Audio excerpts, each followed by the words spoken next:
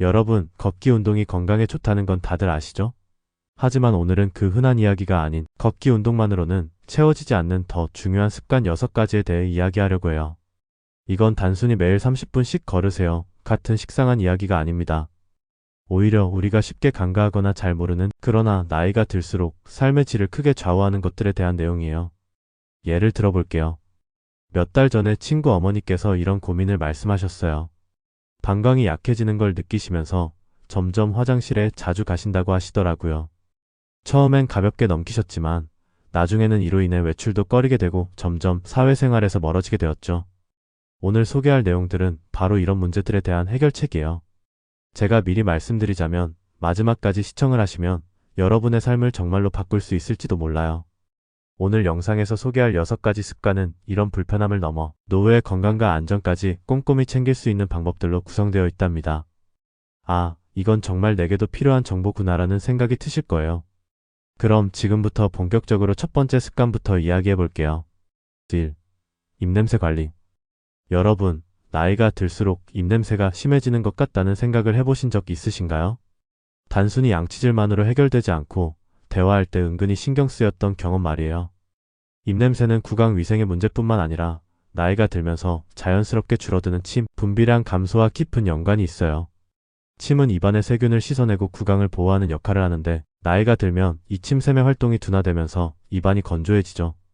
입안이 마르면 세균이 더 쉽게 번식하면서 입냄새가 심해질 수 있어요. 이런 이유로 입냄새 관리는 노후 건강의 중요한 부분 중 하나랍니다. 김민주, 몇 년 전부터 입냄새 문제로 고민이 많으셨어요. 하루 3번 이상 양치질을 하고 가글 제품도 종류별로 사용해 보았지만 개선되지 않아 자신감을 잃었다고 해요. 대화할 때마다 상대방이 얼굴을 살짝 돌리는 것 같은 느낌이 들어 점점 말을 아끼게 되었고, 가족 모임에서도 혹시 내가 냄새 때문에 불편하게 하는 건 아닐까 하는 생각에 적극적으로 참여하지 못했다고 해요. 결국 치과를 찾아갔고 의사로부터 침 분비량이 줄어든 게 원인일 가능성이 크다는 설명을 들으셨어요. 그날 이후 민감한 입냄새 문제를 해결하기 위해 작은 습관들을 꾸준히 실천하기 시작했답니다. 민주 씨는 매일 아침마다 따뜻한 물 한 잔을 마시며 입안을 촉촉하게 유지하려고 노력했고, 무설탕 껌을 씹으며 침샘 활동을 자극했어요. 특히 치과에서 권장한 혀 클리너를 사용해 혀를 닦기 시작하면서 입냄새가 눈에 띄게 개선되었다고 해요. 몇 달이 지나자 자신감을 되찾은 민주 씨는 이제는 대화를 즐길 수 있어요. 예전에는 제가 숨기고만 있던 문제가 이렇게 쉽게 나아질 줄 몰랐어요 라며 웃음을 되찾으셨답니다. 입냄새를 줄이는 간단한 관리법을 실천해보세요. 수분 섭취를 늘리세요. 하루에 8잔 이상의 물을 마시면 입안이 건조해지는 것을 막을 수 있어요. 특히 잠들기 전 한 잔의 물은 아침 입냄새를 줄이는데도 효과적이에요. 혀 청소를 잊지 마세요. 혀는 입냄새를 유발하는 세균이 가장 많이 서식하는 곳이에요. 부드러운 칫솔이나 전용 클리너로 혀를 닦아주세요. 자주 씹으세요. 무설탕 껌이나 작은 채소를 씹는 것은 침샘을 자극해 침 분비를 늘리는 데 효과적이에요. 정기적인 치과 검진을 받으세요. 충치나 잇몸 질환은 입냄새의 주요 원인이 될 수 있어요. 정기적인 치과 검진으로 구강 건강 상태를 점검하세요. 입냄새는 단순히 불쾌감의 문제가 아니라 우리의 자신감과 대인관계에 영향을 미치는 중요한 요소입니다. 오늘부터 작은 습관 하나라도 실천해보세요. 더 자신감 있는 대화를 시작할 수 있을 거예요.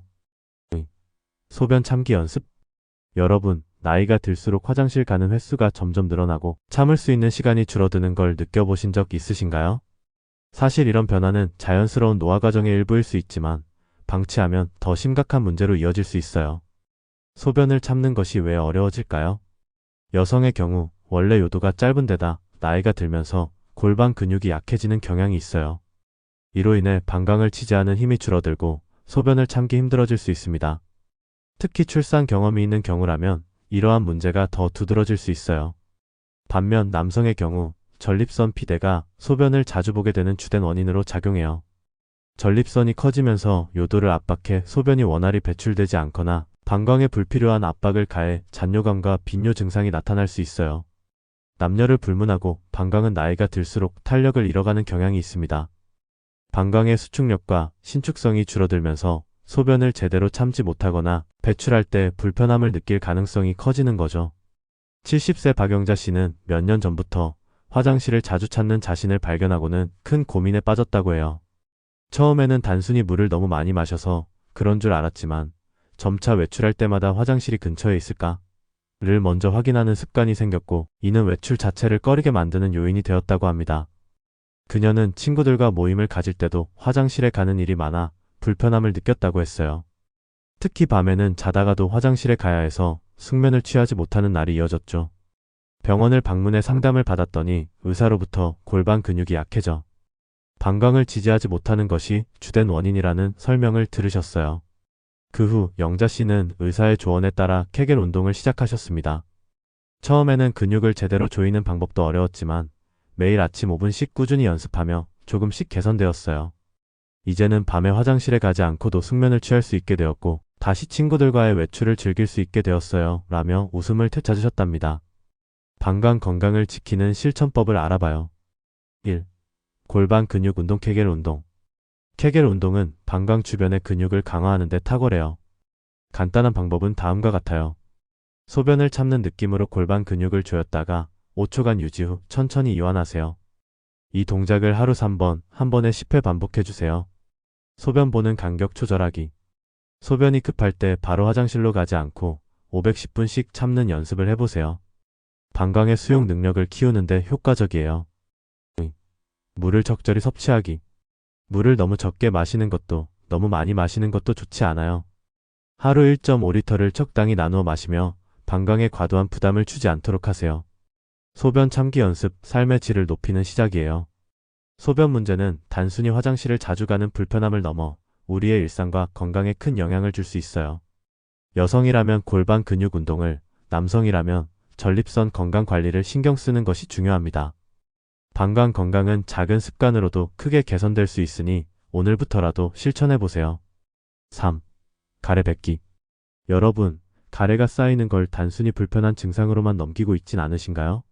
나이가 들면서 기침 반사가 약해지고 가래가 제대로 배출되지 않으면 폐 건강에 심각한 영향을 미칠 수 있어요. 특히 가래가 폐로 들어가면 폐렴이나 만성, 폐질환으로 이어질 위험이 높아지기 때문에 가래를 배출하는 습관은 노후 건강 관리에서 매우 중요하답니다. 가래가 쌓이는 이유와 문제점을 살펴봐요. 가래는 호흡기가 이물질이나 세균으로부터 몸을 보호하기 위해 만들어내는 점액이에요. 하지만 나이가 들수록 기관지와 폐의 기능이 약해지면서 가래를 배출하는 능력도 감소하게 됩니다. 게다가 기침 반사가 둔화되면 가래가 호흡기에 쌓여 폐 건강을 위협할 수 있죠. 특히 겨울철이나 건조한 날씨, 감기에 걸렸을 때는 가래가 더 쉽게 생기게 됩니다. 하지만 이를 방치하면 작은 불편함이 큰 질환으로 이어질 수 있어요. 68세 이명순 씨는 몇 년 전부터 감기에 걸릴 때마다 가래가 잘 빠지지 않는 걸 느끼기 시작했다고 해요.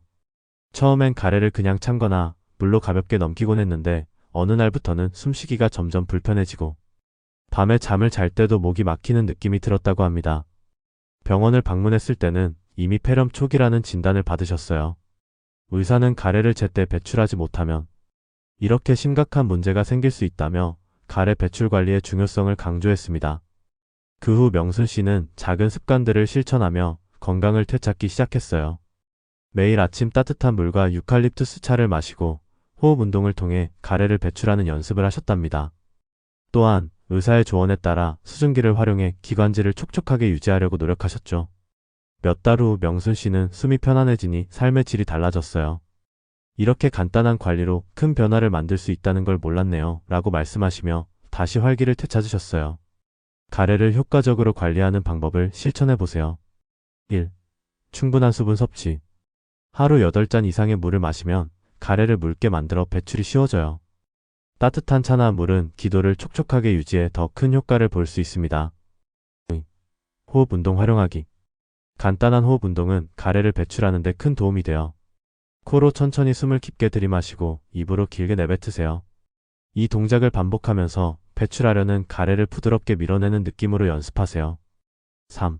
수증기와 가습기 활용하기. 따뜻한 샤워를 하거나 가습기를 사용하는 것도 좋은 방법이에요. 특히 유칼립투스 오일을 소량 넣으면 가래를 부드럽게 하고 배출을 쉽게 도와줍니다. 4. 전문가 상담받기. 만약 가래가 계속 쌓이고 배출되지 않는다면 병원을 찾아 전문가의 도움을 받는 것이 중요해요. 약물이나 물리치료로 문제를 해결할 수 있습니다. 폐 건강을 위해 가래 관리를 시작하세요. 가래는 단순한 불편함이 아니라 우리의 폐 건강을 위협하는 중요한 신호일 수 있어요. 가래 배출은 작은 노력이지만 그 효과는 우리의 삶의 질에 큰 차이를 만들어냅니다. 오늘부터라도 작은 습관부터 시작해보세요. 4. 안경 점검. 혹시 계단을 오르내리다가 발을 헛디뎌 본 적이 있으신가요? 아니면 횡단보도를 건너다가 신호등이 희미하게 보였던 경험이 있으신가요? 나이가 들수록 시력 변화는 자연스러운 일이지만 적절한 안경을 사용하지 않으면 일상 속 안전까지 위협받을 수 있어요. 안경을 제대로 관리하지 않으면 어떤 문제가 생길까요? 특히 원근 겸용 안경은 편리하지만 잘못 사용하면 오히려 사고의 원인이 될 수 있습니다. 이 안경은 위쪽은 먼 곳을, 아래쪽은 가까운 곳을 보기 위해 설계되었지만 계단을 내려갈 때 아래쪽 렌즈로 보는 방식 때문에 발을 잘못 디딜 위험이 있어요. 게다가 나이가 들수록 눈꺼풀이 처지면서 시야가 좁아지고 신호등이나 도로 표시를 놓치는 일이 생길 수 있습니다. 시력 저하는 단순히 불편함을 넘어 우리의 안전을 직접적으로 위협할 수 있는 중요한 문제랍니다. 72세 이정호 씨는 2년 전 계단에서 크게 넘어지셨던 경험이 있어요. 그 당시 원근 겸용 안경을 착용하고 계셨는데 계단을 내려가다 발을 헛디뎌 허리를 다치셨다고 합니다. 병원에서는 골절은 아니었지만 그날 이후 정호 씨는 계단을 오를 때마다 불안감을 느끼게 되셨다고 해요. 안과를 방문한 정호 씨는 원근 겸용 안경의 사용법을 잘못 이해하고 있었다는 사실을 알게 되었습니다. 이후 전문가와 상담하며 계단을 이용할 때는 안경 아래쪽 렌즈 대신 고개를 살짝 숙여 위쪽 렌즈로 보는 습관을 들이기 시작했죠. 또 적절한 균형 감각을 유지하기 위해 꾸준히 균형 잡는 운동도 병행했답니다. 몇 달 뒤 정호 씨는 지금은 계단을 오르내릴 때 불안하지 않아요. 작은 조언과 습관이 큰 차이를 만들더군요 라고 말씀하시며 자신감을 되찾으셨어요. 시력을 안전하게 관리하는 방법을 실천해보세요. 1. 정기적으로 안경을 점검하세요. 시력은 나이에 따라 계속 변하기 때문에 안경 처방을 받으신 지 1년 이상 지났다면 안과를 방문해 시력을 재점검해 보세요. 계단 이용 시 주의하기.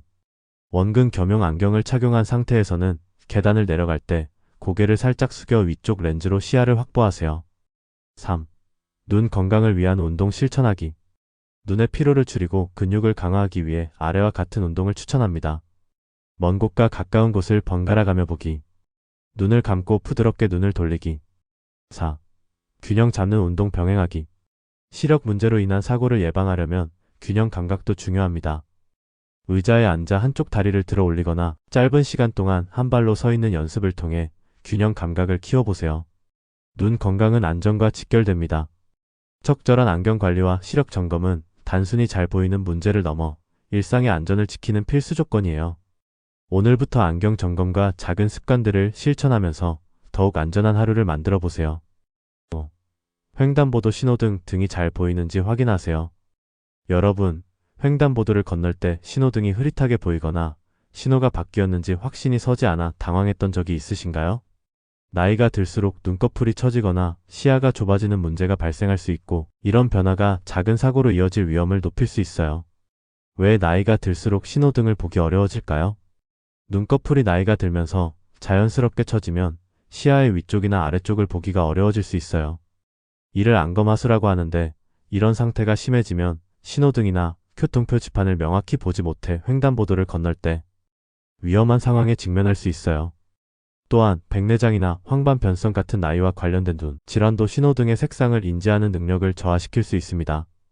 69세 김순자 씨는 몇 달 전 횡단보도를 건너다 아찔한 경험을 하셨어요. 신호등이 바뀐 걸 미처 알아차리지 못하고 길을 건너려다 갑작스럽게 울리는 차량 경적 소리에 급히 멈췄던 거죠. 이 일을 계기로 정기적인 안과 검진의 필요성을 느끼게 되셨습니다.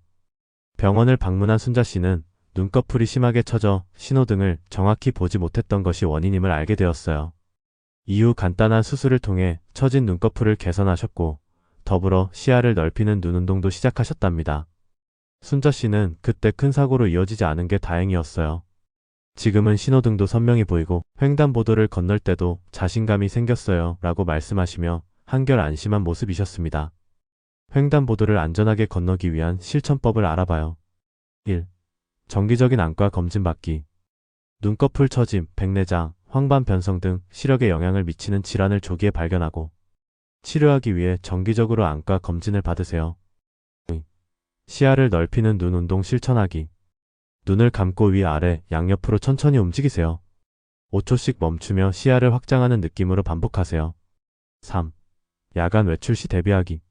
어두운 환경에서 신호등이 잘 보이지 않을 수 있으니 야간 외출 시 밝은 옷을 입거나 LED 지팡이 같은 보조기구를 활용하세요. 4. 횡단보도를 건널 때 신호 재확인하기. 신호등을 보기가 어렵다면 주변 사람들과 함께 건너거나 잠시 멈춰 신호를 확실히 확인한 후 이동하세요. 안전한 횡단은 작은 관리에서 시작됩니다. 횡단보도를 안전하게 건너는 것은 단순히 시력의 문제가 아니라 우리의 일상 안전과 직결된 중요한 요소입니다. 정기적인 눈 건강 관리와 작은 실천만으로도 위험 요소를 줄이고 더 안전한 하루를 만들 수 있어요. 오늘부터 실천해보세요. 6. 보청기 사용 익숙해지기. 여러분, 주변 소리가 희미하게 들리거나 대화 중 상대방의 말을 잘 못 알아들어서 곤란했던 적 있으신가요? 나이가 들수록 청력이 자연스럽게 저하되기 마련이지만 이 문제를 방치하면 단순히 불편함을 넘어 사회적 고립과 삶의 질 저하로 이어질 수 있어요. 난청이 왜 문제가 될까요? 난청은 단순히 소리를 듣지 못하는 불편함에 그치지 않습니다.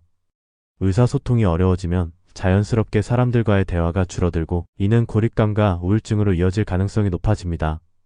특히 초기에 적절한 대처를 하지 않으면 청력이 더욱 빠르게 저하될 수 있어요. 보청기는 난청 문제를 효과적으로 해결해주는 도구지만 많은 분들이 사용 초기의 불편함으로 인해 제대로 활용하지 못하고 있어요. 하지만 작은 노력을 통해 보청기에 익숙해지면 일상생활이 훨씬 더 편안해질 수 있습니다. 76세 정민호 씨는 몇 년 전부터 가족들이 말할 때 다시 한번 말해줘라는 말을 자주 하게 되었다고 해요. 처음엔 대수롭지 않게 생각했지만 점점 가족들과 대화하는 시간이 줄어들고 모임에서도 혼자 있는 시간이 많아지면서 큰 불편함을 느끼셨습니다. 자녀들의 권유로 보청기를 구매했지만 처음 착용했을 때의 어색함 때문에 사용을 포기하려고 했던 적도 있었어요. 모든 소리가 너무 크게 들리고 귀가 답답한 느낌이 들어서 도저히 적응이 안 됐어요 라고 민호 씨는 당시를 회상했죠.